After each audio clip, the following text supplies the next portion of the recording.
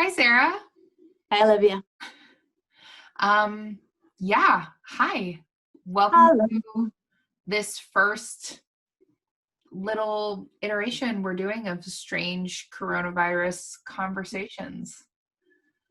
Yeah, I mean, I don't think I've ever video chatted so much, but it just, feels like it's becoming the norm, and Yeah, important discussions must be had, whether it's over text or video, or, we have to keep the conversations going. totally true. I've definitely said some important things over text in the last couple months that I never, ever would have done by text before. Oh, Like, yeah, totally. Like those things where you're just like, he broke up with you via text? Like, well, not gonna go to a bar. definitely not. Yeah. Well, everybody who's here watching, thank you for joining us. I'm Olivia Spitzer. I am the Olivia of Doula Olivia, and one of the co-founders of the Parent Trip. I'm Sarah Fuller. I am Opus Lactation and the other half of the Parent Trip. And we're making this video this morning because we are both enrolled in Sabia Wade's class, Racism and Privilege in Birthwork. We made a commitment last week to expand our knowledge and work on making ourselves and our businesses and our communities as actively anti-racist as possible. And this is both of our essentially like first steps in that direction, specifically following the unrest in our country following the murder of George Floyd. So. Yeah, I mean, for me, there have been other times where murders of Black people have happened, and I've felt outraged, and I've said things, and I've maybe done a little bit of reading, but this feels different. This feels like no more excuses.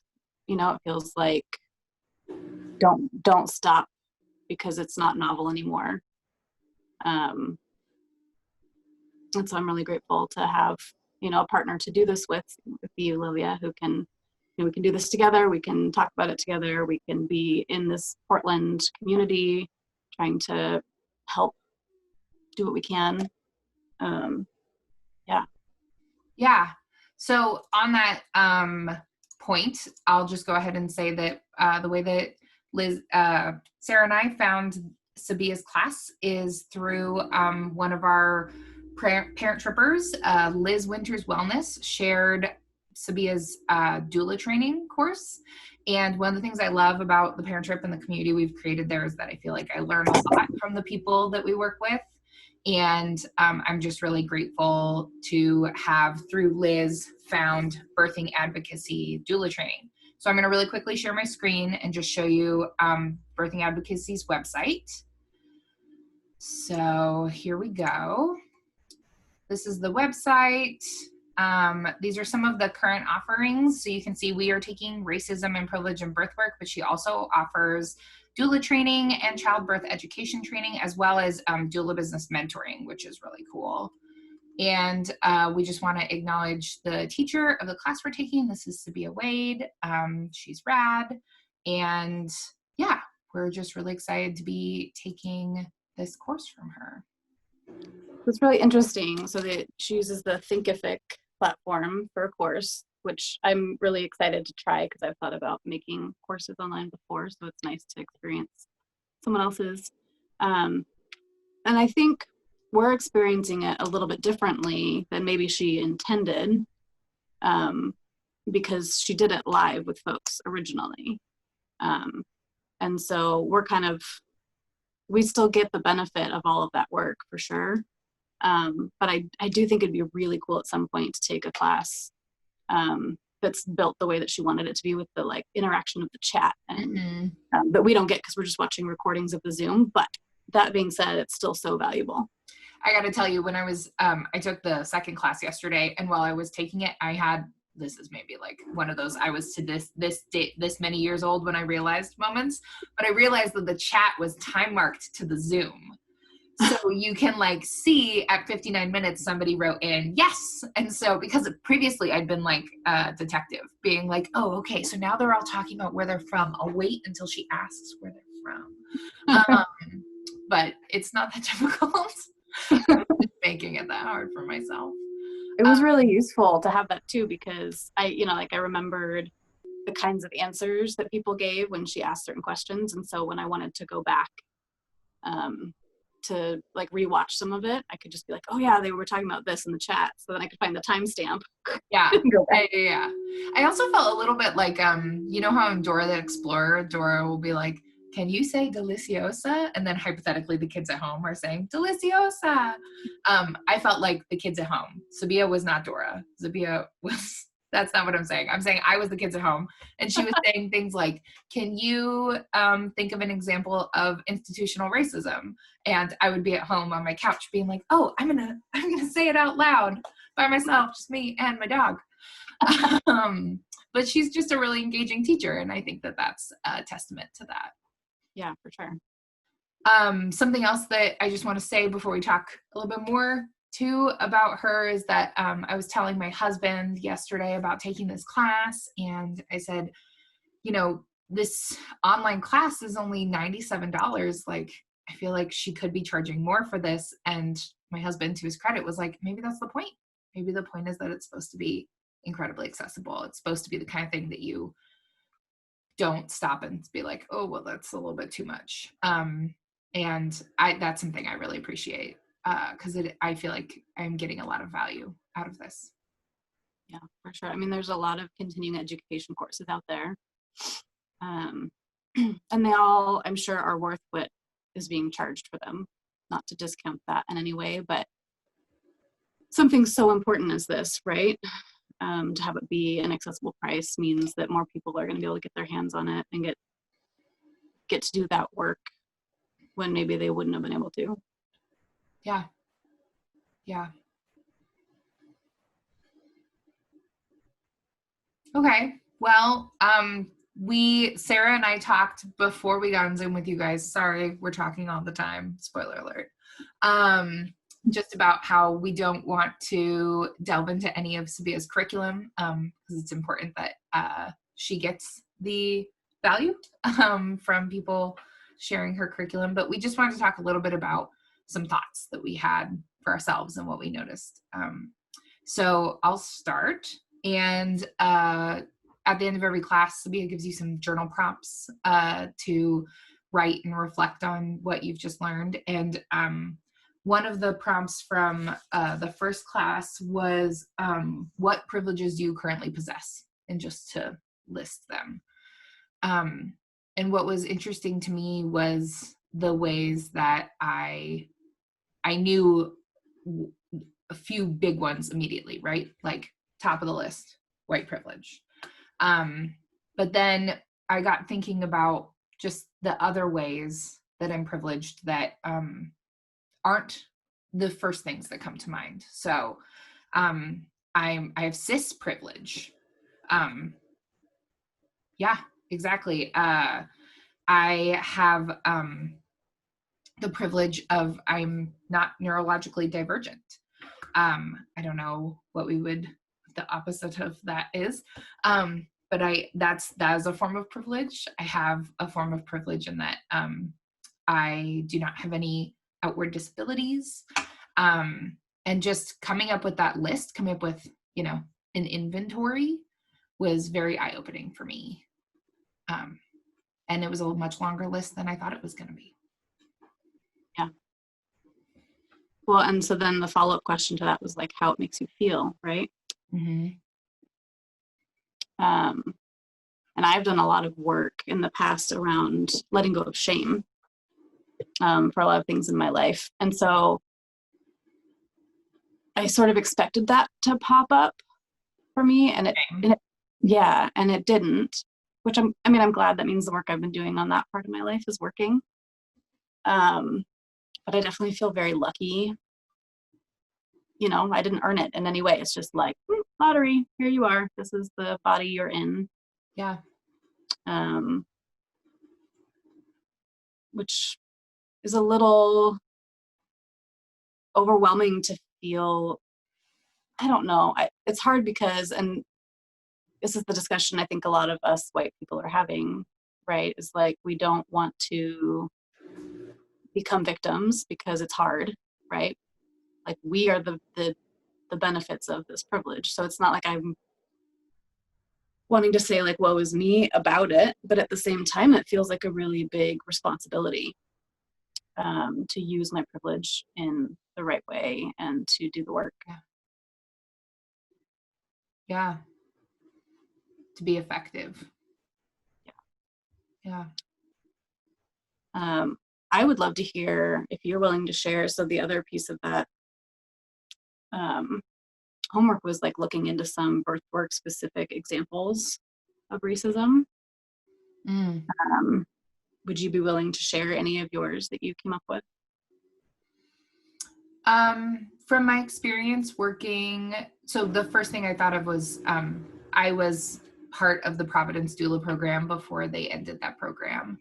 And as such, I served as a doula for families that didn't know that doulas were available to them, didn't know that doula was an option, or wouldn't be able to normally afford a doula.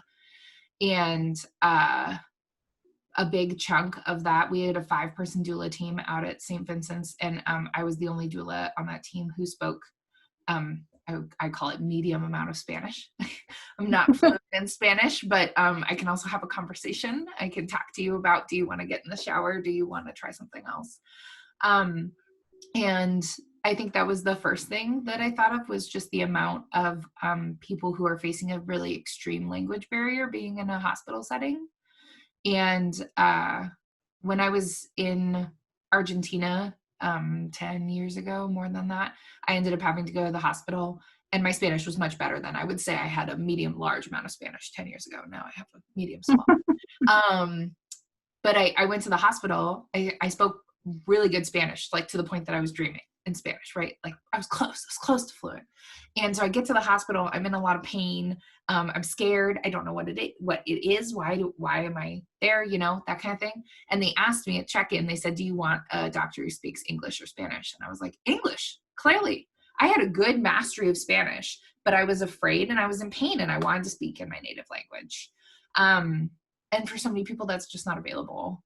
And that's the worst. Like, it should be. We should have somebody who speaks, obviously we can't do every language, but major population languages on every shift all the time, right? At least someone. Or at least a translator. Yeah. So, and we have translator systems. We have like translator screens. They're usually brought in for stuff like medical consent. So things like getting you admitted to the hospital, but not things like coping mechanisms. So that was one of the first things that I thought of. What about you? So one of the things that came to mind for me was, so I'm an in-home lactation consultant. So that means for me, when I go to someone's home, I have to take into account if I'm putting myself at risk in any way going to that home. And right now, like, the coronavirus is a huge piece of that, right? Mm-hmm. This family been quarantining, who do they see, that kind of thing. But outside of that, you would look at different neighborhoods of the city, or I ask in my intake paperwork, like, who will be present at the appointment, who will be in the home. And I've definitely seen conversations between lactation consultants about not feeling safe necessarily, making sure like their partner knows where-ish at least they're going, within reasonable ability to share information. But, and worrying that folks might not get care because of the color of their skin or the way they speak, or the part of town they live in. Even like, there have been times where there are parts of Portland that I know feel a little less safe, and so I do catch myself, thinking twice about certain neighborhoods. And normally I catch it and I go, well, this is the family and they need my help, and it's fine.